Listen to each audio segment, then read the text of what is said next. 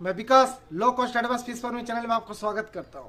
आज मैं mainly discussion करने वाला हूं आर्गुलास या जूहे या लाइस, कुछ भी नाम से बोलो। ये एक्चुअली मछली के शरीर पे लगता है और इस टाइम जो अभी बरसात खत्म हो रहा है और सर्दी आने से शुरुआत में बहुत तालाब के अंदर एक आम बीमारी है।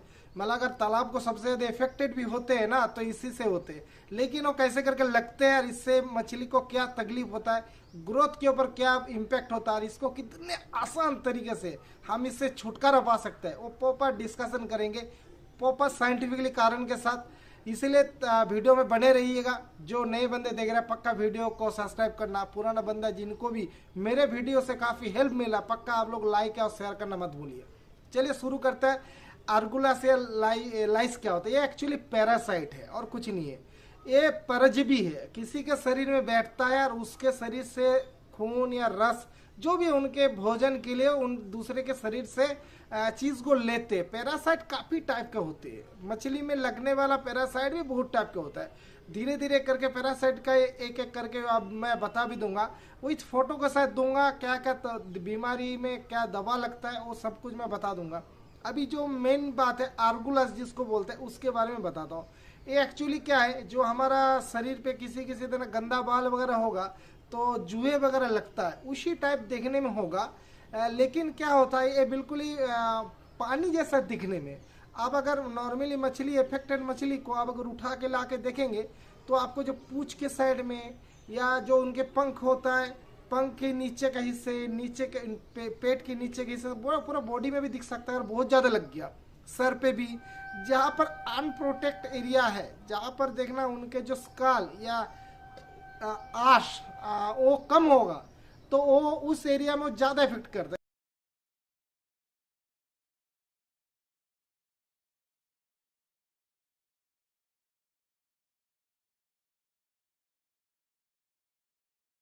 ये क्या करता है, पहले मछली को बैठेगा, मछली को बैठ के उनके अंदर एक वो उससे खून निकालेगा और तो इससे क्या होता है, मछली इरिटेट फील करता है, मतलब अच्छा फील नहीं करता। इससे मछली का ग्रोथ बहुत हद तक कम हो जाता है, मछली ग्रोथ नहीं ले पाता क्योंकि उनका शरीर में कोई चीज़ अगर कंटिन्यू बैठा रहे और दूसरी बात है जो न्यूट्रिशन ले रहा है उसको अगर कोई दूसरा ले ले तो इससे भी मछली को दिक्कत होता है। और अगर मछली के शरीर में कोई चीज़ ऐसे बैठता है तो मछली उनके शरीर के ऊपर से एक लाली जो होता है ना, वो लाली कंटिन्यू निकालता है जिससे वो निकल जाए, लेकिन वो निकलने वाला है नहीं, वो बिल्कुल पकड़ के बैठा रहता है। तो वो जो उनके शरीर से जो लाली जो टाइप का जो चीज़ें है वो निकाल, तो एक्चुअली शरीर से प्रोटीन निकलता है। तो आप हिसाब करके देखिएगा, अगर कोई चीज़ लगता है, अगर शरीर से प्रोटीन निकल जाए तो ग्रोथ होगा या वो ग्रोथ उनका डाउन होगा।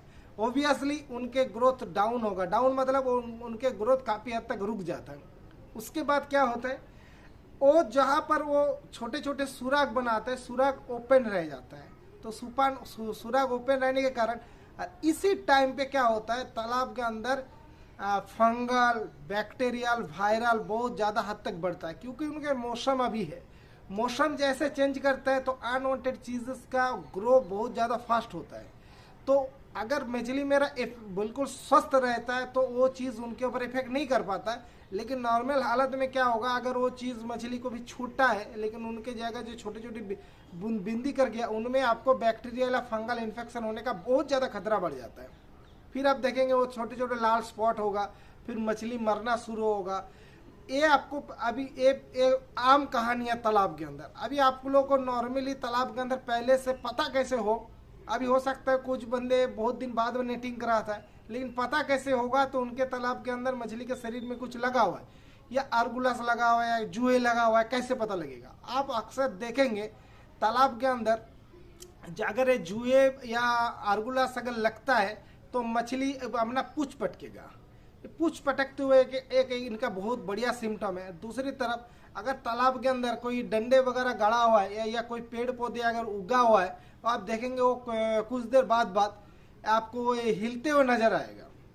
ये क्या होता है, मछली के शरीर में जैसे ही वो आर्गुलास क्या करेगा, वो खींच के ना शरीर से वो आर्गुलास को निकालने के लिए कोशिश करती है। इससे मछली के शरीर पे खुद भी चोट आता है और वो चोटी बाद में उनको और दूसरी बीमारी उनमें इन होने का जगह रेडी कर देता है।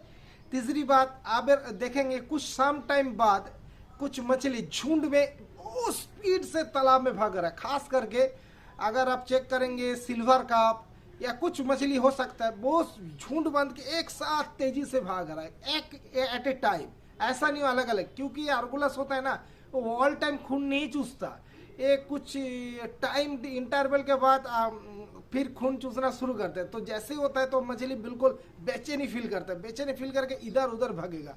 ये हो गया इनका सिम्टम। अभी इसको बचाव कैसे करेंगे, इनके लिए सबसे बढ़िया उपाय है हम लोग साइफरमेथ्रिन जो नामक दवा है, मैं अब कंपोजिशन बता रहा हूँ। इस कंपोजिशन में बाजार में बहुत सारे ढेर सारे कंपनी का दवा है। ये आपको कोई मछली वाला दुकान में भी जाने की भी जरूरत नहीं पड़ेगा। अब नॉर्मली जहाँ पर कीटनाशक मिलता है, जो हम लोग खेती बाड़ी करते हैं तो कीट वगैरह को मारने के लिए जहाँ पर दवाई वगैरह मिलता है तो उनको बताना साइफरमेथ्रिन का 10 EC मैं लिख दूंगा मेरे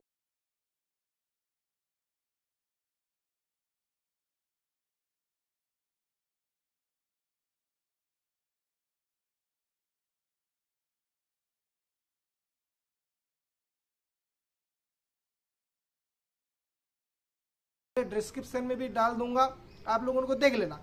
10 EC दवा उनको प्रयोग कैसे करना है ये थोड़ा अच्छे से सुन लीजिए, क्योंकि इनके प्रयोग मात्रा अगर कम है तो आर्गुलस जाएगा नहीं, ज़्यादा है तो मछली मरने का खतरा है।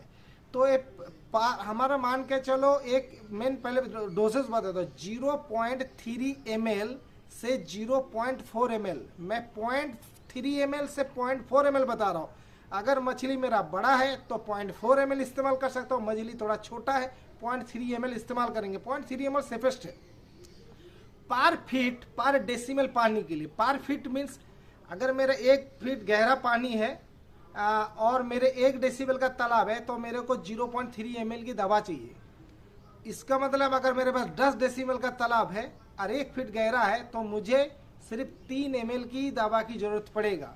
इक्वेशन को समझ लेना, इन जितना भी चीजेस होगा इनको मल्टीप्लाई करना, 0.3 इंटू 10 इंटू 1 फीट अगर गहरा ऐसा है। सेम एकड़ में भी अलग अलग होगा, जिसके अभी तालाब के जितने हिस्से में पानी है उस एरिया को आप लोग को काउंट करना है। बहुत आदमी को डाउट है, बहुत बंदे मेरे को बीघा का बात करता है। बीघा का जो हिसाब है ना सर, वो अलग अलग एरिया में अलग अलग है। जैसे बंगाल पे मेरे इधर का 33 डेसिमल में 1 बीघा होता है, मेरे बंगाल में दूसरे एक जगह पे है जहाँ पर 45 डेसिबल में एक मतलब 1 बीघा होता है, तो अलग अलग होगा। तो इनके स्क्वायर फीट के भी हम नाप मेरे को बता सकते हो, नहीं तो स्क्वायर फीट होगा 436 स्क्वायर फीट में 1 डेसिमल होता है। इनसे आप इक्वेशन कर लेना डेसिमल का। तो आशा करता हूँ ये जो चीज़ मैं बता रहा हूँ ना, इनको अभी दवा को देवो कैसे, ये क्या करना, जैसे दिन के टाइम धूप निकालता है, ये आप तालाब को एक बड़े बाकेट ले लीजिए, बाकेट के अंदर दवा को आप डाल देना। बहुत अंदर बोलेगा कितने पानी दूं, यार पूरे तालाब के पानी में वो मिक्स होना है, तो जितना हो सके पानी दे दो, कोई प्रॉब्लम नहीं है, ठीक है, क्योंकि आपको पूरे तालाब में छिड़काव करना है। इसलिए बाकेट में उन दवा को मिक्स करिए, धूप के टाइम पूरे तालाब को छिड़काव कर दीजिए। आप देखेंगे उसी दिन आपको मछली जो पहले पैर मतलब पूछ पटक रहा तो वगैरह आर्गुलस उसके शरीर से खत्म हो जाएगा।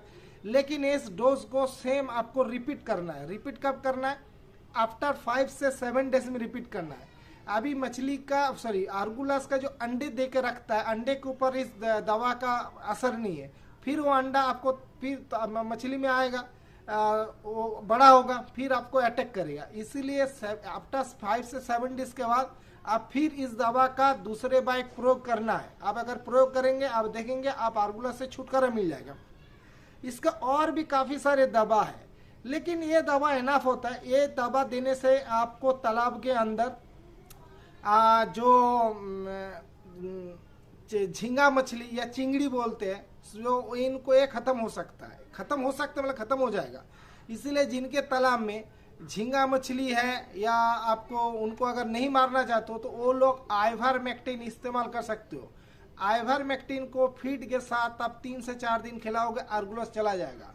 आइवरमेक्टिन का डोजेज में इसलिए नहीं बता रहा हूँ, आइवरमेक्टिन अलग अलग मात्रा में मिलता है। जो फीस वाला दुकान है उनसे ले लीजिएगा, वो कंपनी वाला जो देता है उनके वो डोजेज लिख के रखते हैं। 2 तरीके से दिया जा सकता है, तालाब में भी दिया जा सकता है और फीड में भी दिया जा सकता है। दोनों का अलग अलग चीज़ लिखा रहता है, अलग अलग कंपनी का। तो आप उनको देख के ले लेना। आइवरमेक्टिन अगर जिन तालाबों में झींगा मछली है, नहीं तो नॉर्मली आप साइफरमेथ्रिन इस्तेमाल कर सकते हो। इसको छोड़ के भी डेल्टामेथ्रिन है, डेल्टामेथ्रिन भी इस्तेमाल किया जा सकता है, लेकिन डेल्टामेथ्रिन को छोड़िए, वो थोड़ा हार्ड दवा है, वो दूसरे कारण से इस्तेमाल करना है तो मैं बता दूंगा। क्योंकि और भी काफ़ी सारी बीमारी और भी काफ़ी सारे कीट जो पैरासाइट है हमारा मछली को अटैक करते हैं। धीरे धीरे सभी एक एक बीमारी को लेके छोटे छोटे क्लिप बना के आप लोगों को देते रहेंगे। आप लोगों को अगर मेरी जो चीज़ है बताया हुआ चीज़ अगर अच्छा लग रहा है तो पक्का शेयर करना और लाइक अब कमेंट करके बताना जो मैंने सर ये चीज़ किया था और आपके वीडियो से मेरे को इतना हेल्प मिला, जिससे नए बंदे जो भी देख रहा है उसको हेल्प मिले। हाँ, अभी नए इस वीडियो को मेरे को देखना चाहिए, इसको विश्वास करके काम करना चाहिए। आशा करता हूँ मेरे वीडियो आप लोगों को पक्का हेल्प देता होगा। बेसिक चीज़ ही आपको बेस्ट फार्मर बना सकता है, इसलिए जुड़े रहिए लो कॉस्ट एडवांस फिश फार्मिंग के साथ और बहुत ही अच्छा काम करते रहिए।